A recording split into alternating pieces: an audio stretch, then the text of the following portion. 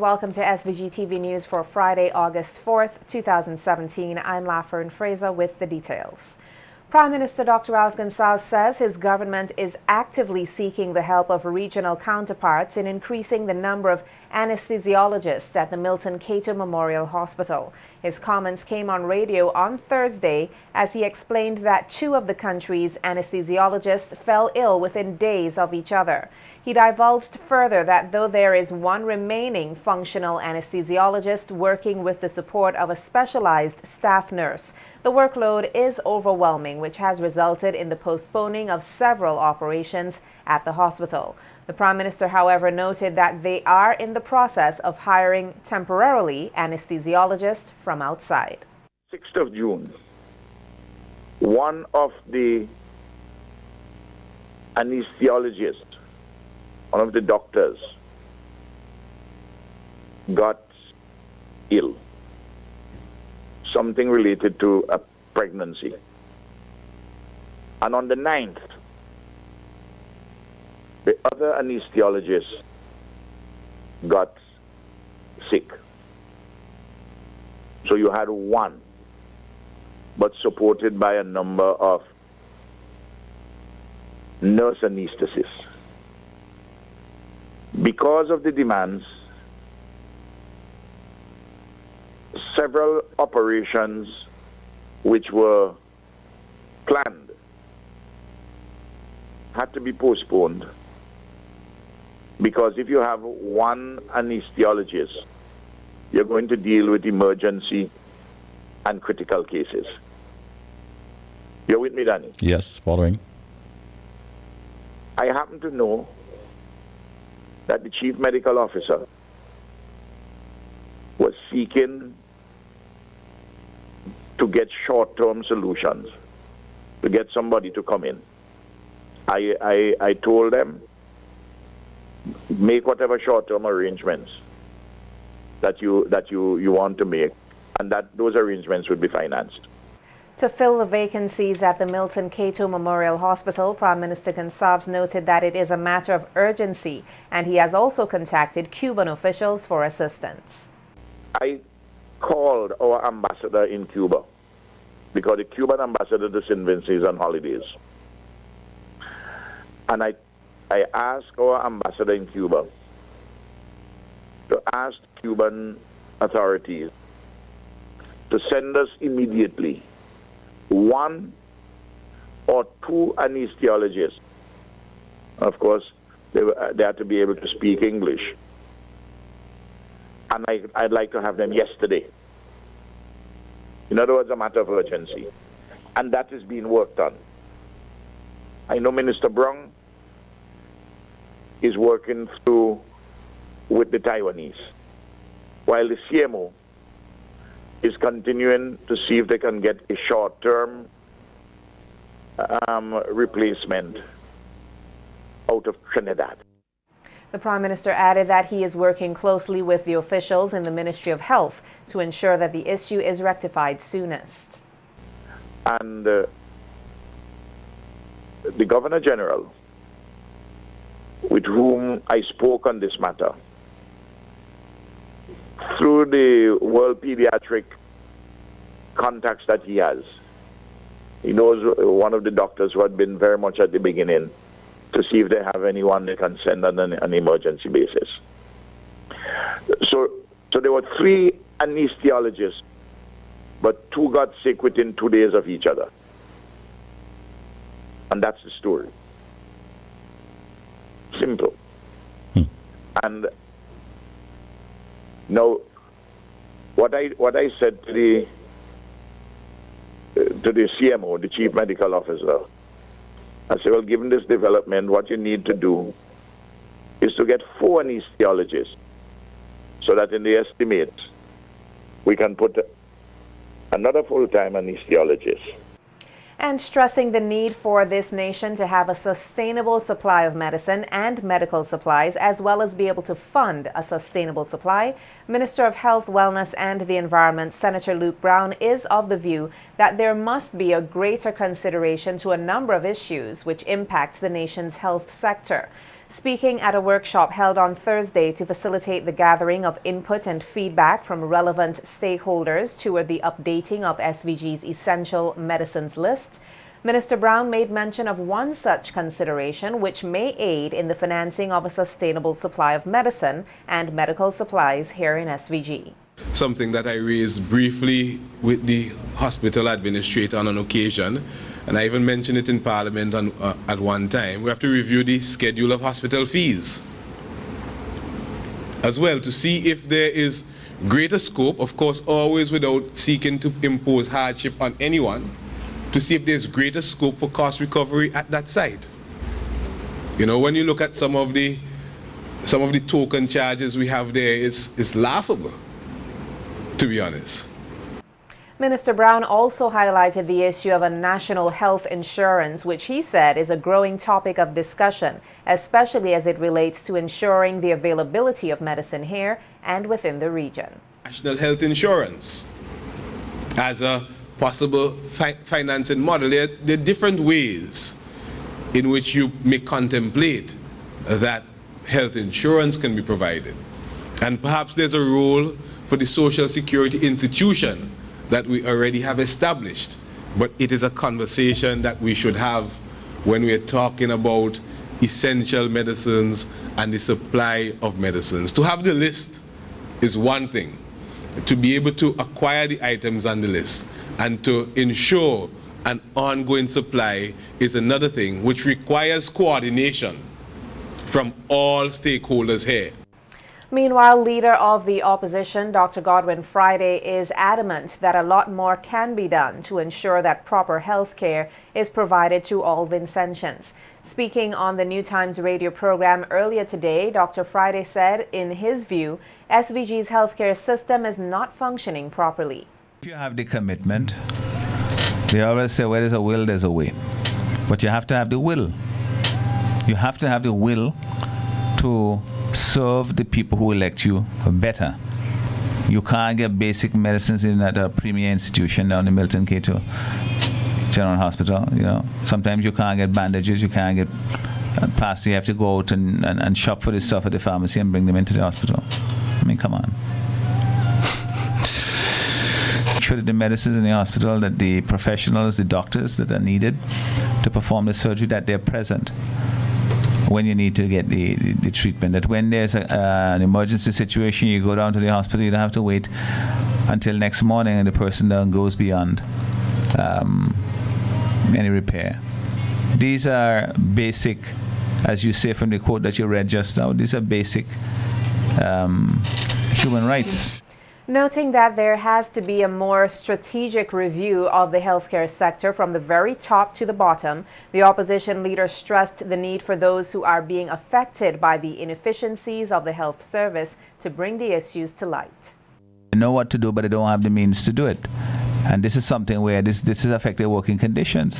Those are people who have collective bargaining rights. Some of them have their unions and so on. They stand up for your members and say, okay, fine, let's improve the working conditions for them. Because when that improves, it improves the conditions for the patients who go there.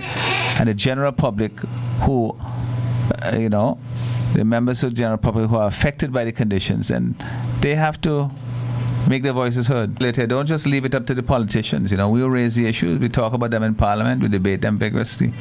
But that in itself is not going to get the authorities to act. If people become really righteously indignant about it and say to them, listen, this has gone on enough.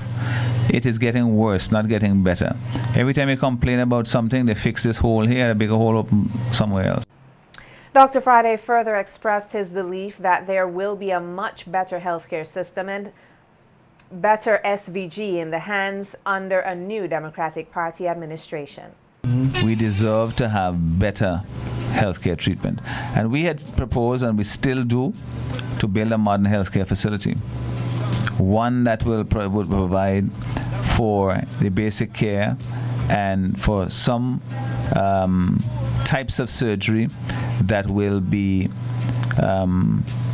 that we have the capacity to do. We know that there will always be some things that you require specialized care. Even in the United States, you can't get everything in every hospital. There's some who are specialized in certain areas and so on. So in those circumstances, you will have to bring in experts or go elsewhere.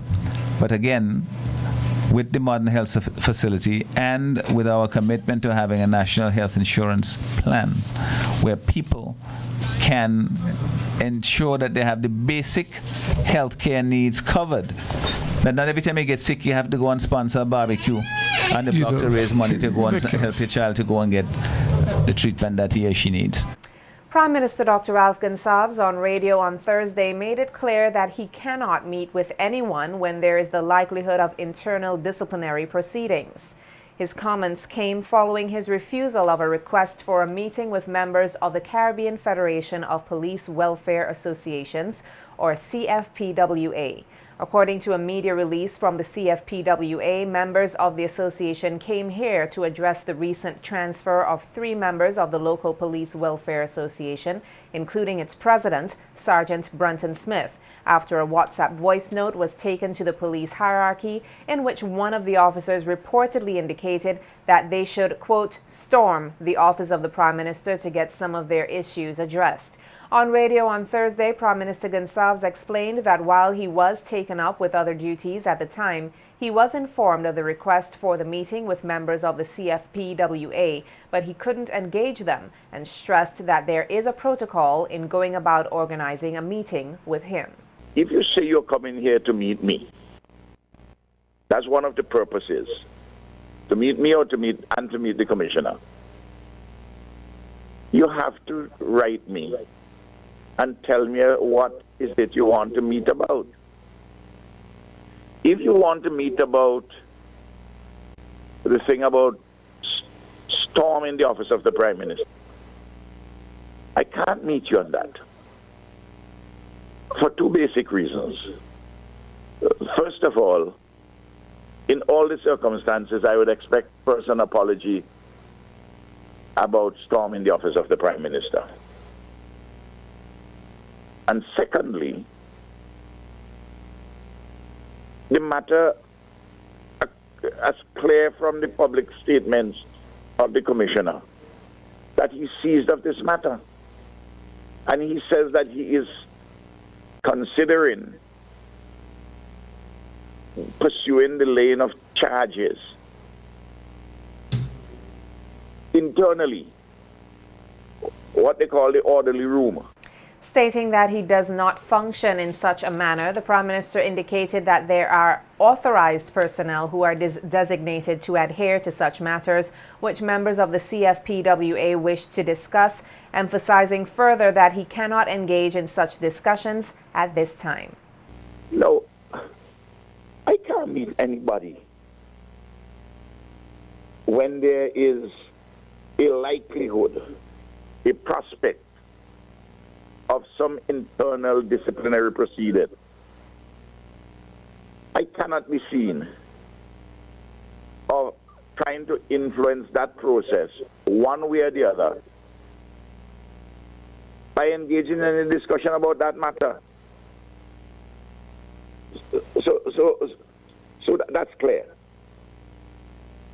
Then if you want to talk to me about the presence or absence of a fridge or a stove,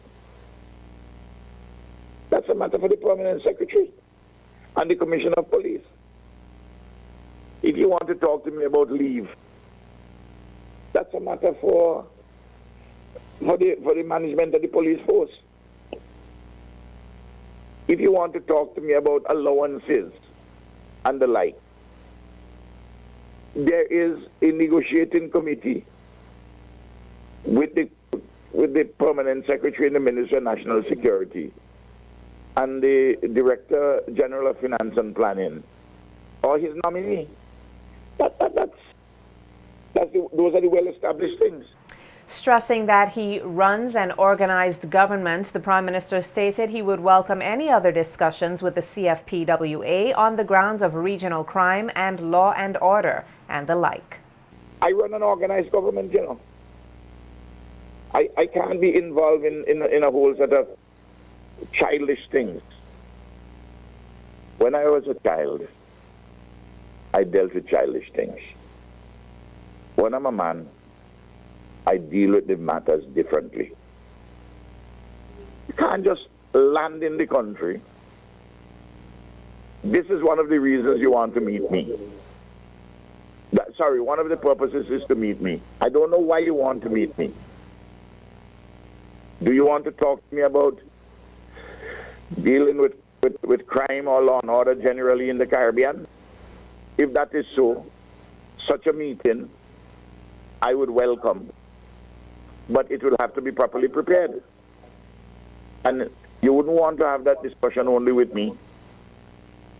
You'll want to have that discussion with the technical people across the region, including IMPACT, which is the implementation agency for crime and security for CARICOM, which is headquartered in Trinidad. Students here are being encouraged to make the most of scholarship opportunities which they are presented with. The encouragement comes from Senior Pastor Dr. Walford Thompson of the Arnisvale Covenant Assemblies as he spoke at a ceremony today where several students received scholarships and bursaries under the Norma Keyser Scholarship Program. Olney King, Jolice Yami, and Ajalon Walters received scholarships, while Devon Alexander Jr., Carice Cozier, Jared Edwards, Jamari John, and Jamal Williams received secondary school bursaries. Sharice King was presented with a university bursary. Dr. Thompson encouraged the students to give priority to things which are most important, adding that with hard work, they will succeed. One of them is working in 60 different countries of the world with 70,000 students, distance learning in theological education. In fact, as I speak to you now, the Dean of MINS, Miami International Seminary, is in Tampa with 16 students doing their Masters in Christian Counseling at a tertiary institution in Tampa, doing their practicum, and will be back in St. Vincent in the next 2 weeks. I'm saying this to say to you, not to boast about myself, but to say to you that you can become anything you desire to become by the grace of God and hard work. If you're willing to apply yourself, if you're willing to make first things the first things, then you can accomplish. Do not waste the opportunity that is given to you by the Norma Keyser Educational Foundation. Dr. Thompson also encouraged the students to always remember where they have come from and wished the scholarship program continued success. And do not forget this foundation, because this is something that is common in St. Vincent.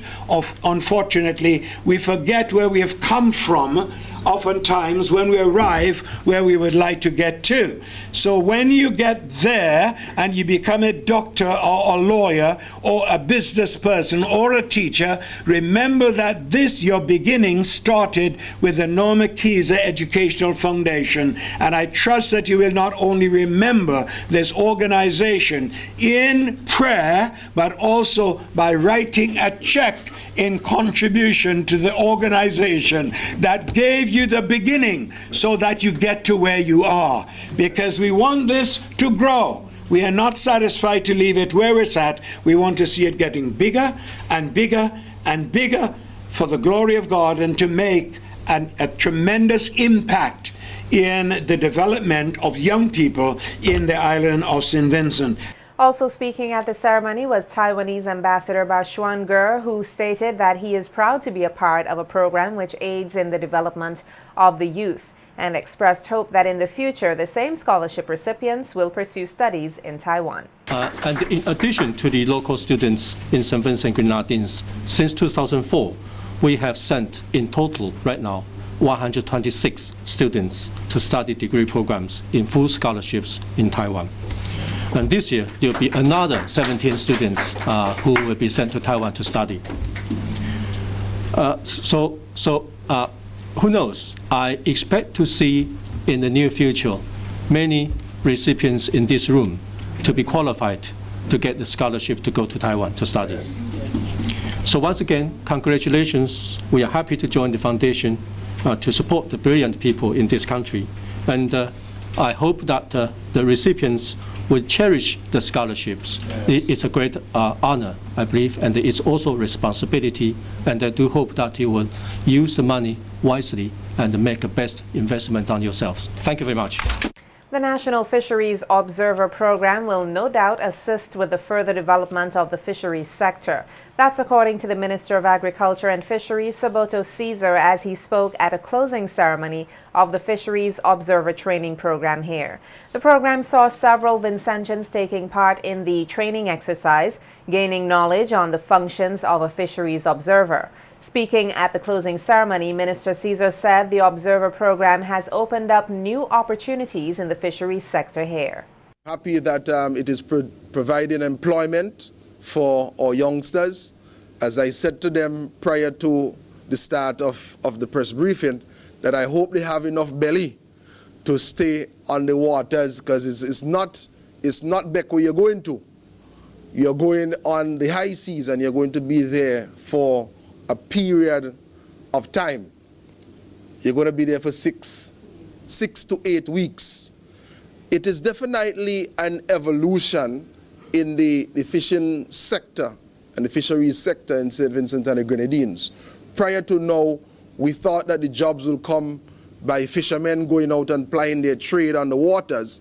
However, we are seeing, in order for us to comply, there is a need for persons to do greater monitoring on land, to see what the vessels are actually doing, and also to do work at sea. The minister added that the program will not only aid in facilitating SVG's international commitments, but also aid in its relationship with its CARICOM neighbor, Trinidad and Tobago. At the next ICAT meeting, it will be very good for us to report that we have increased and improved our monitoring mechanism. We are in touch with the government of Trinidad and Tobago, and at the ministerial level, we're working with them to very soon establish a memorandum of understanding, because the fish caught on these vessels on the high seas, even though these vessels carry the St. Vincent and the Grenadines flag, the fish is landed in Trinidad and Tobago. And I am certain that the authorities there will be happy to know that we are fulfilling our obligation of the monitoring on the vessels, so that it increases and improves even their compliance, because we are monitoring what goes on to the vessels, and they will do their part as to monitor what is landed in Trinidad and Tobago. I want to wish all my brothers the very best as they go out. You're representing your country, and I want you to take that into consideration at all times and save your money. God bless you. Thank you. Also speaking at the closing ceremony was Chief Fisheries Officer Jennifer Cruikshank Howard, who stated that the Fisheries Observer is the most effective means of collecting fisheries data, adding that the facilitators of the training exercise were quite knowledgeable and experienced in the field. It's recognized as one of the most efficient methods for the collection and completion of reliable fisheries data, and it is a requirement of most, if not all, regional fisheries management organizations, like the International Commission for the Conservation of Atlantic Tunas, ICAT, to which St. Vincent and the Grenadines is a contracting party. St. Vincent and the Grenadines, the Fisheries Division, currently has 33 vessels that are licensed to fish on the high seas, which operate in the Atlantic Ocean.